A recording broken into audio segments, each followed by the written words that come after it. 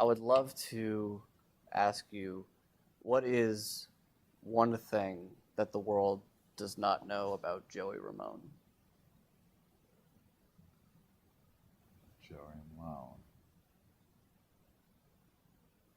That he had a lot of nice girlfriends. He did. That he had a lot of girlfriends. even from the day I met him in 1976 up until he passed away. He had a lot of girlfriends. And, a lot of people looked at him like he was a freak and, who's that guy? But you know what? Fuck them. He won in the end. He had a lot of girlfriends. He had a great career, great time. But unfortunately, cancer took over and he passed away. But in his life, he achieved what he wanted. Let's face it, he was never going to be a Wall Street investor or a banker or a doctor or a lawyer. He was going to be what his destiny called. And that was a front man for one of the greatest bands of all time. Absolutely. Tell me one thing the world does not know about Johnny Ramone. He had a lot of girlfriends, too.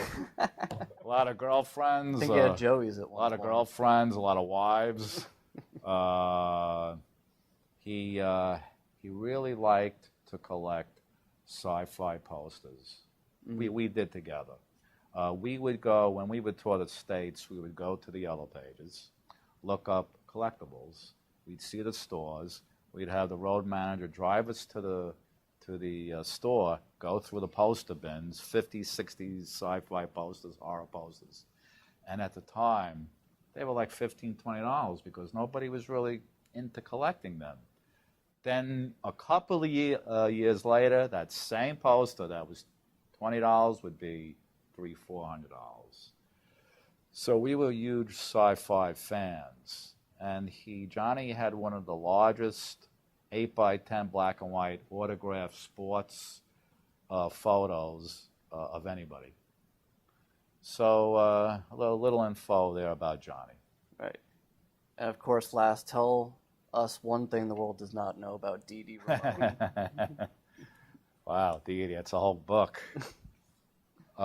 Dee Dee was a whirlwind hurricane. Dee Dee would say something in front of 5 people, and you would never think in a million years that he would say it. All this is going to be in my book. There were a few incidences that happened that I was stunned. And he was very unpredictable. But the best songwriter we ever had, he wrote Pet Sematary in 40 minutes. Stephen King gave him the book. We were there and eating with him in his place in Maine. Maine, right? Yeah. Yeah, Maine. And that's what it was, Pet Sematary.